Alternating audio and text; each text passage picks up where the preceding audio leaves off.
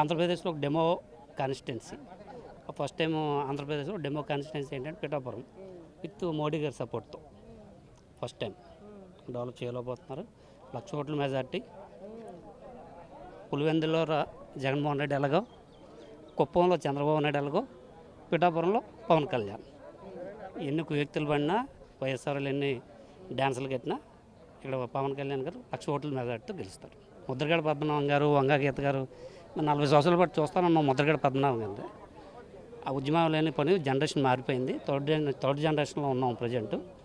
అంత ఈజీ కాదు పవన్ కళ్యాణ్ గారి మీద గెలవడం అనేది, అంత ఈజీ కాదు. 1,00,000 ఓట్ల మెజార్టీ అంటే గెలుపు అనేది కంపల్సరీ. మేము వచ్చింది మెజార్టీ కోసం. 1,00,000 ఓట్ల మెజార్టీ టార్గెట్. ఆ టార్గెట్ మీద యూత్ అంతా వర్క్ చేస్తున్నారు బీజేపీ సపోర్ట్తో. వైసీపీ గవర్నమెంట్ అనేది నాకు ఒక్కసారి గెలిపించండి అన్న అవకాశం ఇచ్చారు.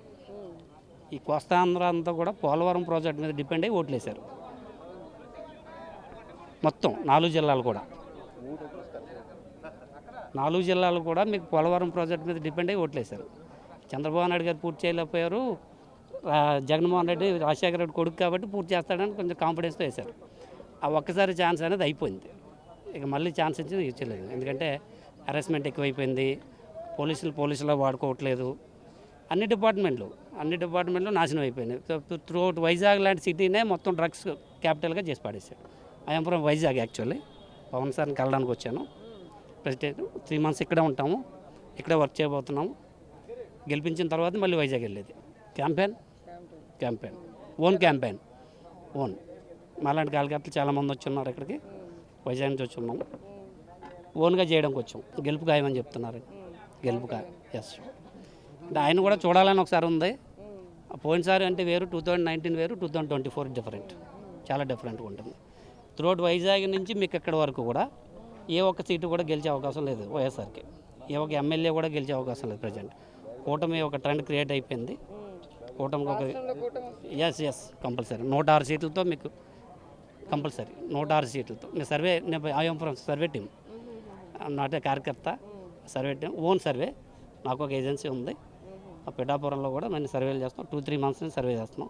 ప్రజెంట్ 1 week నుంచి కూడా ప్రజెంట్ సర్వే చేస్తాం. 1,00,000 ఓట్లు అండి. 1,00,000 ఓట్లు ఇక్కడ 99,999 దాటే వస్తుంది తప్ప ఒక ఓటు కూడా కిందకి వెళ్దాం. ఎందుకంటే పోయినసారి వైఎస్ఆర్ కూడా మేమే సర్వే చేసి ఉన్నాము. మా సారు యాక్చువల్ ఎంవి సత్యనారాయణ గారికి పోయినసారి ప్రశాంత్ కిషోర్ 1,00,000 ఓట్లతో గెలుస్తారని చెప్తే నేను 13,000 ఓట్లతో గెలుస్తారని చెప్పాను. 4,500 గెలిచారు. అంత నియరెస్ట్గా మా సర్వేలు ఉన్నాయి. ఇక్కడ 1,00,000 ఓట్ల మెజార్టీ పక్కా.